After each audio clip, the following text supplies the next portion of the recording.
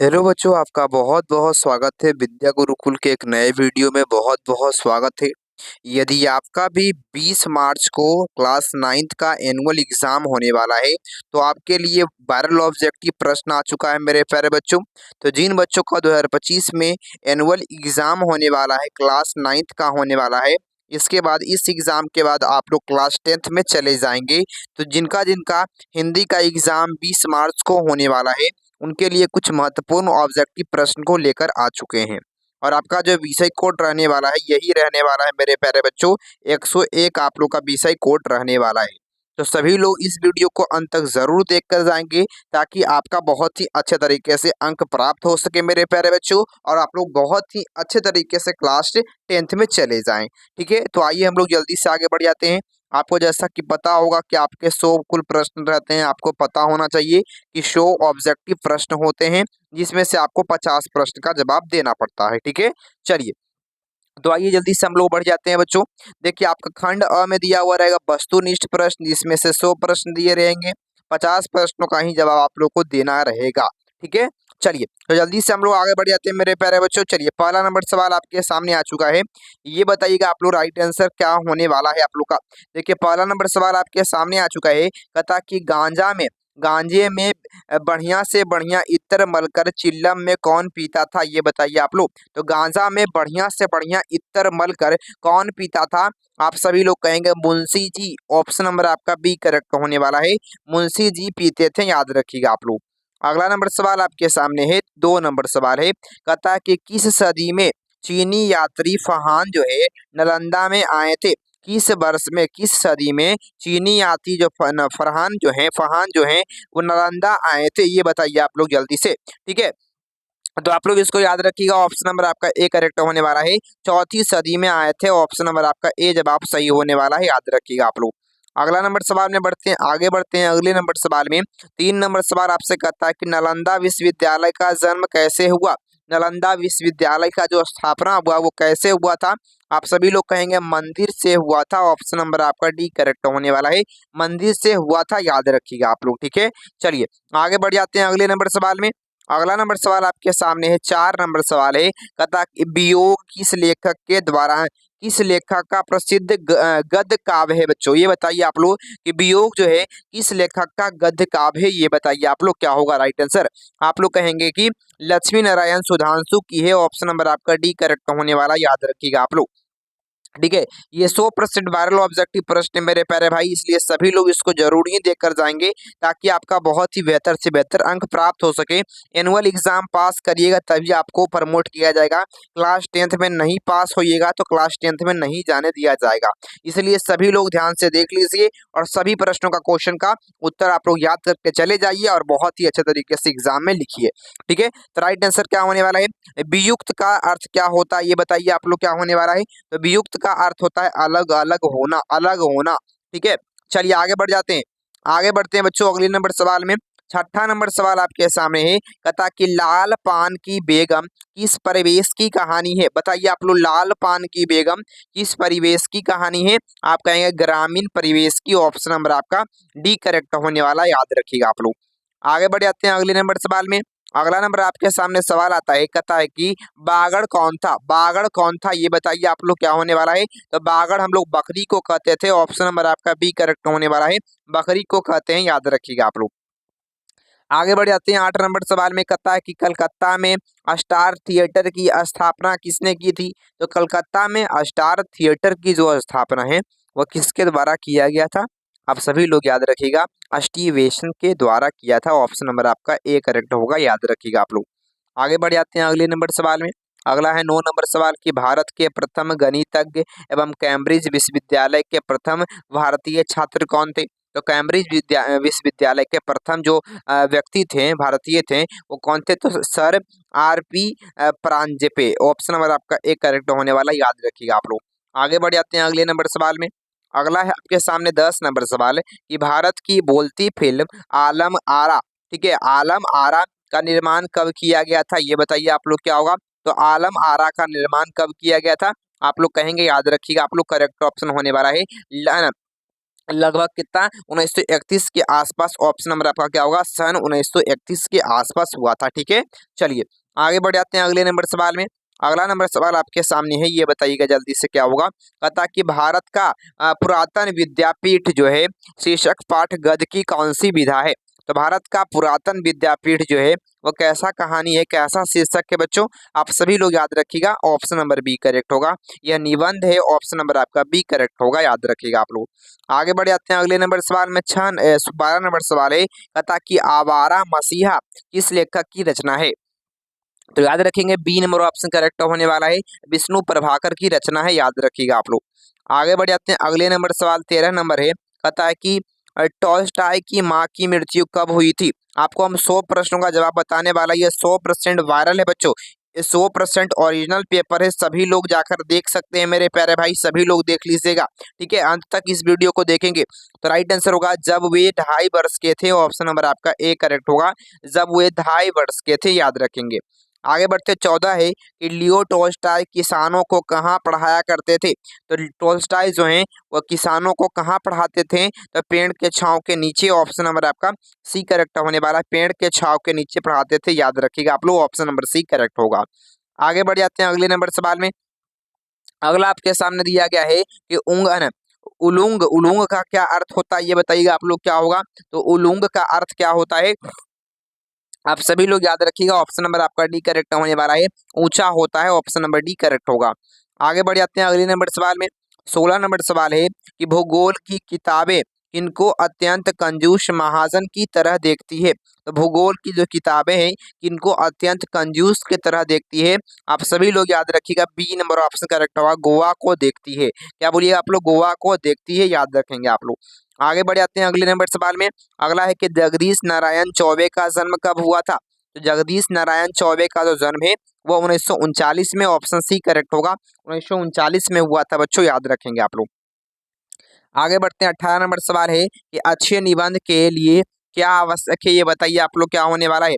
तो अच्छा निबंध लिखना है तो उसके लिए क्या आवश्यक होगा, आप सभी लोग कहेंगे, याद रखेंगे आप लोग, अच्छे निबंध लिखने के लिए होगा काल्पनिक शक्ति, कल्पना शक्ति जो है वो सबसे अधिक होगी, जिसकी वो बहुत ही बेहतर लिख पाएंगे।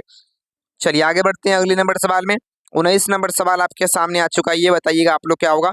19 नंबर का सवाल है, कहता कि अस्पष्ट से क्या अर्थ होता है, बताइए आप लोग क्या अर्थ होता है, का क्या अर्थ होता है। तो आप सभी लोग जल्दी बताएंगे बाबू, राइट आंसर क्या होने वाला है, आप सभी लोग याद रखिएगा, ए नंबर ऑप्शन करेक्ट होने वाला है, न छूने योग्य। ठीक है, अस्पर्श का मतलब होता है कि जो नहीं छूने वाला है उसको हम लोग कहते हैं। ठीक है, चलिए आगे बढ़ते हैं। अगला नंबर सवाल है कि चार मशीन से कलाई कट गई है ना, सोने लाल ने किसे कहा है। तो चारा मशीन से कलाई कट गई है सोने लाल के द्वारा, किसे कहा गया था। आप लोग कहेंगे कि अब मान लीजिए कि कट गया है हाथ, तो कहाँ जाएंगे, डॉक्टर के पास जाएंगे ना जी, बोलेंगे कि हाथ कट गया, देखिए तो इसमें क्या करें हम, है ना, इसमें दवाई लगा दीजिए, कुछ ठीक कर दीजिए, तो इस प्रकार से हम लोग कहते हैं। तो याद रखेंगे आप लोग। 21 नंबर है, रविंद्रनाथ टैगोर के पिता का क्या नाम था। तो रविंद्रनाथ टैगोर के पिता का नाम महर्षि देवानंद न, न, देवानंद नाथ टैगोर और देवेंद्र नाथ टैगोर, ऑप्शन नंबर आपका बी करेक्ट होने वाला है, देवेंद्र नाथ टैगोर। आगे बढ़ते हैं अगले नंबर सवाल में। अगला आपके सामने सवाल है कि शांति निकेतन की स्थापना कब हुई थी। 22 नंबर सवाल है कि शांति निकेतन की स्थापना कब हुई थी, है ना। चलिए याद रखेंगे आप लोग, करेक्ट ऑप्शन होने वाला है ए नंबर ऑप्शन 1901 में हुआ था, याद रखिएगा आप लोग। आगे बढ़ते हैं। अगला नंबर सवाल है कि शिक्षा में हेर फेर शीर्षक निबंध किसकी खामियां को उजागर करता है। आप लोग कहेंगे शिक्षा प्रणाली में जो हेर फेर हो रहा है उसको बताता है। आगे बढ़ते हैं। अगला है 24 नंबर, कहता है रविदास के 40 पद कहाँ सम्मिलित हैं। तो रविदास के जो है ना रविदास के जो 40 जो पद है वो कहाँ पर हैं, आप कहें गुरु ग्रंथ साहिब में है, ऑप्शन नंबर आपका सी करेक्ट होगा। आगे बढ़ जाते हैं। 25 नंबर सवाल है कि प्रभु जी दीपक हम बाती जाकी ज्योति बरे दिन राती, ऑप्शन नंबर आपका बी करेक्ट होने वाला है, यहाँ पर क्या भराएगा, तो बरे दिन राती। ठीक है, चलिए आगे बढ़ जाते हैं अगले नंबर सवाल में। अगला है गुरु गोविंद सिंह का जन्म कहाँ हुआ था। तो गुरु गोविंद सिंह का जन्म पटना में हुआ है, ऑप्शन नंबर आपका ए करेक्ट होगा। आगे बढ़ते हैं। अगला है आपके सामने की पलक पावड़े शीर्षक कविता में सूरज क्या है ना, क्या लिए निकल रहा है। तो पलक पावड़े शीर्षक कविता में सूरज क्या लेके निकलता है, आप सभी लोग क्या बोलिएगा बच्चों? आप सभी लोग कहेंगे कि चंदन भरी थाली, ऑप्शन नंबर आपका बी करेक्ट होगा। चंदन भरी थाली लेकर निकल रहा है। आगे बढ़ते हैं, अगला नंबर सवाल। अगला है 28 नंबर। सुनहरी सुनहली चादरें कहाँ बिछी हुई है? सुनहली चादरें जो है वो कहाँ पर बिछी हुई है? ठीक है, तो आप लोग राइट आंसर क्या होगा आपका? आप लोग का राइट आंसर होने वाला, याद रखेंगे आप लोग, तो झील, तालाब और नदी में। झील, तालाब और नदी में, ऑप्शन नंबर आपका बी करेक्ट होने वाला है, याद रखिएगा आप लोग। आगे बढ़ते हैं अगले नंबर सवाल में। अगला है, कथा की यामा किसकी रचना है? यामा जो है वो किसकी रचना है? देखिए, तो यामा जो है वो किसकी रचना है? आप सभी लोग याद रखिएगा, ऑप्शन नंबर आपका डी करेक्ट होगा, महादेवी वर्मा की। आगे बढ़ जाते हैं अगले नंबर सवाल में। 30 नंबर है कि कवित्री महादेवी वर्मा किसे मलिन नहीं करने की बात करती है? किसे मलिन नहीं करने की बात करती है? तो आप लोग कहेंगे कि महादेवी वर्मा के द्वारा पथ को मलिन नहीं करने की बात करती है, बी नंबर ऑप्शन। आगे बढ़ते हैं 31 नंबर। नीर शब्द का क्या अर्थ होता है? तो नीर का अर्थ जल होता है, याद रखेंगे, ऑप्शन नंबर आपका सी करेक्ट होगा, नीर का अर्थ जल होता है। आगे बढ़ जाएंगे अगले नंबर सवाल में। कथा की कीर्ति गायन कौन सा गा रहा है? तो कीर्ति गायन जो है वो कौन गा रहा है बच्चों? आप सभी लोग कहेंगे कि जो कीर्ति गायन जो है वो कौन गा रहा है? तो बिहग गा रहा है, बंदी और चारण गा रहा है, ऑप्शन नंबर आपका सी करेक्ट होगा, याद रखेंगे आप लोग।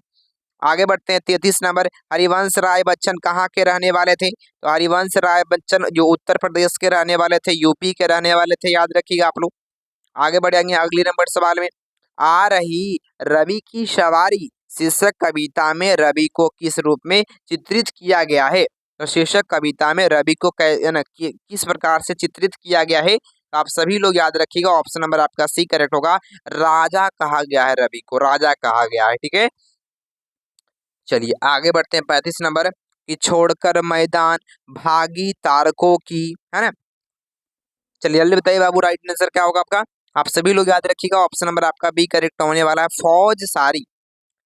आगे बढ़ते हैं अगले नंबर सवाल में। 36 नंबर आपके सामने है कि कवि केदारनाथ अग्रवाल आजाद हिंदुस्तान में किसकी खेती करने की बात करते हैं? तो आप लोग कहेंगे गीतों की, फूलों की और विद्या की, इस सब की खेती करने की आजाद भारत में बात करते हैं, ऑप्शन नंबर आपका ए करेक्ट होगा। आगे बढ़ते हैं, अगला नंबर है, मेरे ईश्वर शीर्षक कविता किस काव्य संग्रह से लिया गया है? तो मेरा ईश्वर जो है वो कहाँ से लिया गया है? आप लोग याद रखिए, ईश्वर की अन अध्यक्षता में। ठीक है, अध्यक्षता में, ऑप्शन नंबर आपका सी करेक्ट होगा। आगे बढ़ जाते हैं अगले नंबर सवाल में। अगला है कि जो जरूरी नहीं है उसे त्यागने की कसम किसने खाई है? तो जो जरूरी नहीं है उसे त्यागने की जो कसम है वो किसने खाई है? तो कवि ने खाई है, ऑप्शन नंबर आपका डी करेक्ट होगा। डी नंबर ऑप्शन आपका करेक्ट होगा, याद रखेंगे आप लोग। अगला है, रुको बच्चों शीर्षक कविता में इसे कुर्सी से उठने में कई मिनट लग जाते हैं?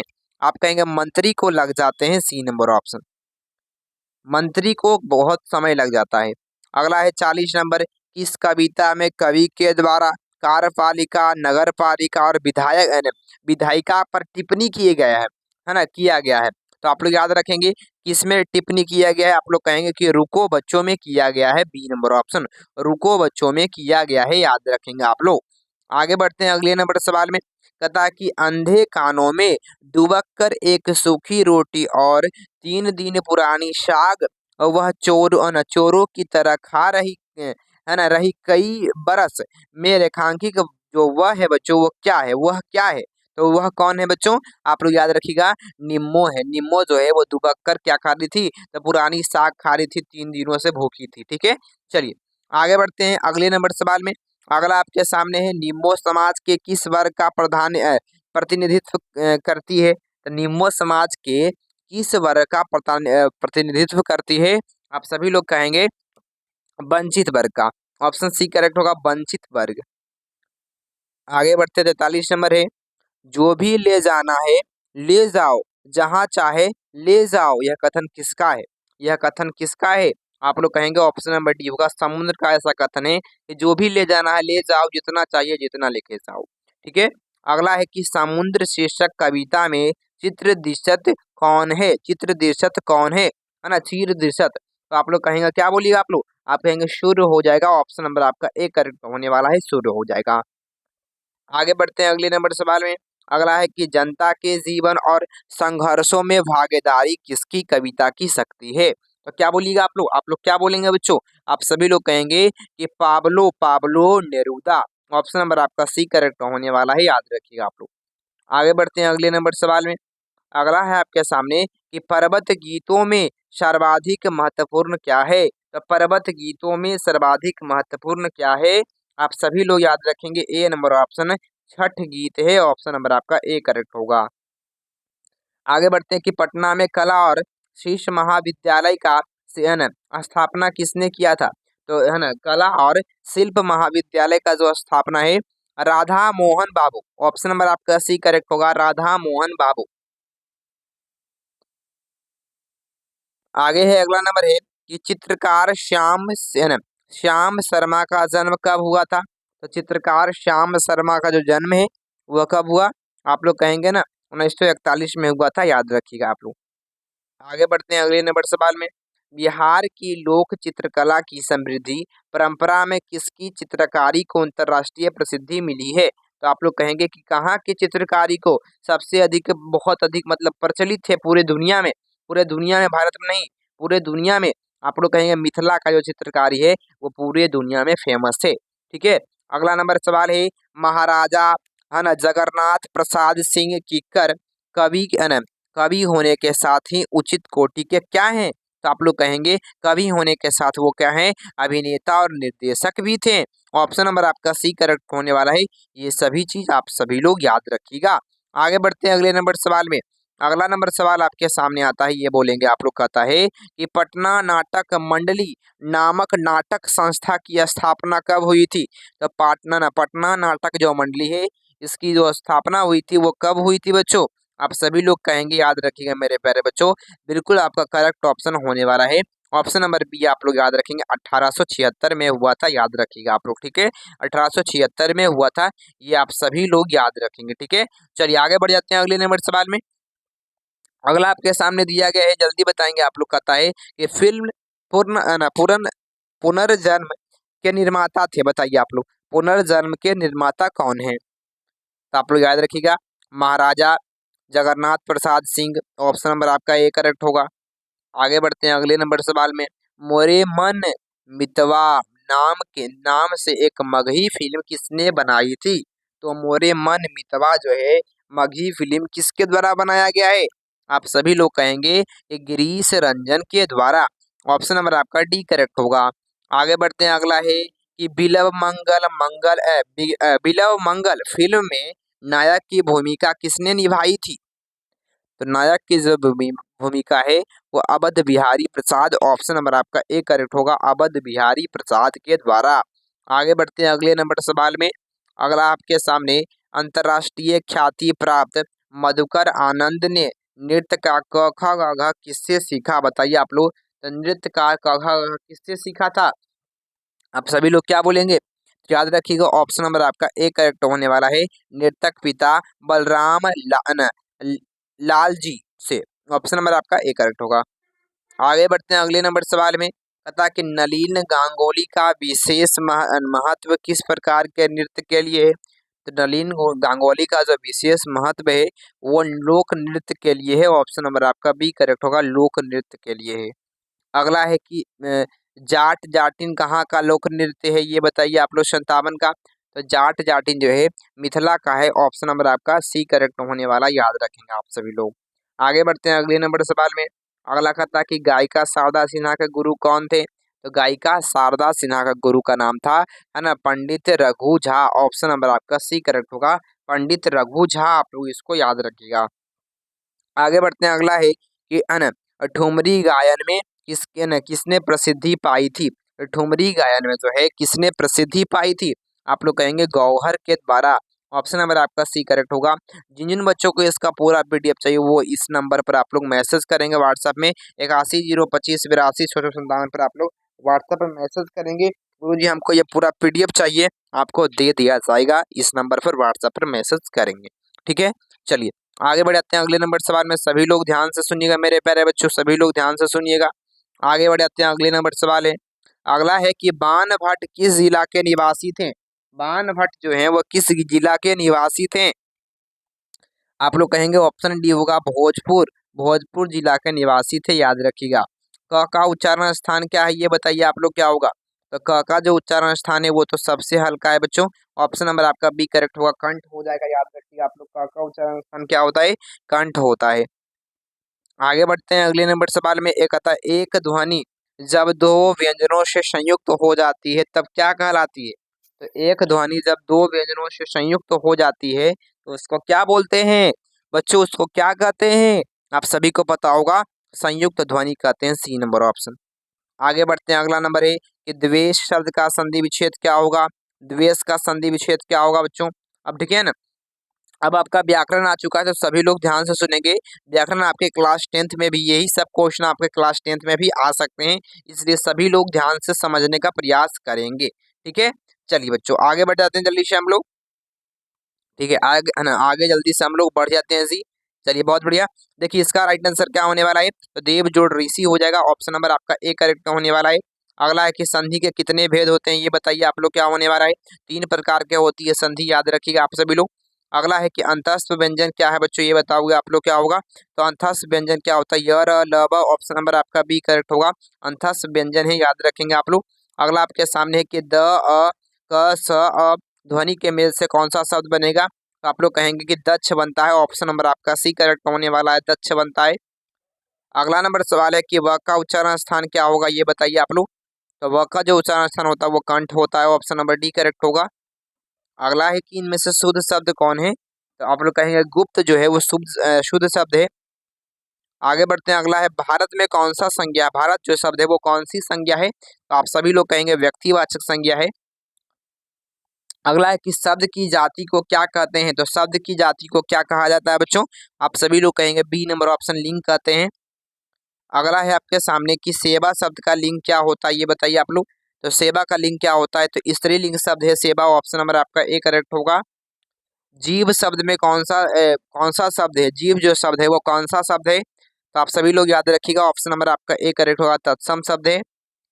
अगला है कि अक्षर शब्द का लिंग निर्णय करें, बताइए आप लोग अक्षर शब्द कौन सा लिंग है। तो अक्षर जो शब्द है वो कौन सा लिंग है बच्चों, आप लोग कहेंगे पुल्लिंग हो जाएगा, बी नंबर ऑप्शन। अगला है कि पेड़ से फल गिरता है इसमें कौन सा कारक है। तो पेड़ से फल गिरता है इसमें कौन सा कारक है, आप लोग कहेंगे अपादान कारक है। आगे बढ़ते हैं कि महाशय शब्द का स्त्रीलिंग रूप क्या होता है ये बताइए आप लोग क्या होगा। तो महाशय का स्त्रीलिंग रूप होता है महा, जो शया होता है महाशया होता है। अगला है कि ऐसा ना हो कोई कोई आ जाए, किस सर्वनाम का उदाहरण है। तो ऐसा ना हो कि कोई आ जाए, ये किस सर्वनाम को व्यक्त कर रहा है। आप सभी लोग का राइट आंसर क्या होने वाला है, याद रखिए आप लोग अनिश्चयवाचक सर्वनाम। ऑप्शन नंबर आपका ए करेक्ट होगा। अगला कहता कि वह पढ़ता होगा किस काल का उदाहरण है। तो वह पढ़ता होगा किस काल का उदाहरण है, आप सभी लोग याद रखेंगे सी नंबर ऑप्शन होगा आपका संदर्भ वर्तमान। ठीक है, ऑप्शन नंबर आपका सी करेक्ट होगा। आगे बढ़ते हैं कि ताप शब्द का विलोम क्या होता है। तो ताप का विलोम क्या होता है, आप सभी लोग याद रखिएगा डी नंबर ऑप्शन शीत होता है। ताप का अर्थ शीत होता है। अपने परिवार के साथ के लिए एक शब्द क्या होगा। तो अपने परिवार के साथ जब रहते हैं तो क्या बोलते हैं, सपरिवार है। ठीक है, सपरिवार। आगे बढ़ते हैं अगले नंबर सवाल में। कहता है कि गुस्सा पीना मुहावरे का सही अर्थ क्या होता है। तो गुस्सा पीना मतलब क्रोध दबाना बच्चों, क्रोध दबाना, याद रखिएगा आप सभी लोग। चलिए आगे बढ़ जाते हैं हम लोग। ठीक है, चलिए ठीक है, तो सभी लोग यहाँ पर ध्यान देंगे और सभी लोग जिन बच्चों को ये वीडियो अच्छा लगा होगा सभी लोग वीडियो को लाइक कर देंगे, सभी लोग चैनल को सब्सक्राइब कर देंगे जो भी नए आए होंगे, ताकि इसी प्रकार से आपका क्लास 10th में भी तैयारी आपका होगा मेरे प्यारे भाई।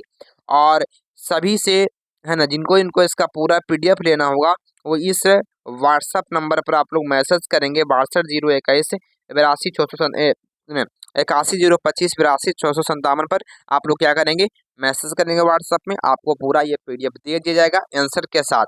ठीक है, इसी प्रकार से आपको आंसर जो लगाए हैं वो रहेगा उसमें, और आप लोग उसको याद करके बढ़िया तरीके से लिख सकते हैं बच्चों। ठीक है, बहुत बहुत धन्यवाद, थैंक यू बच्चों।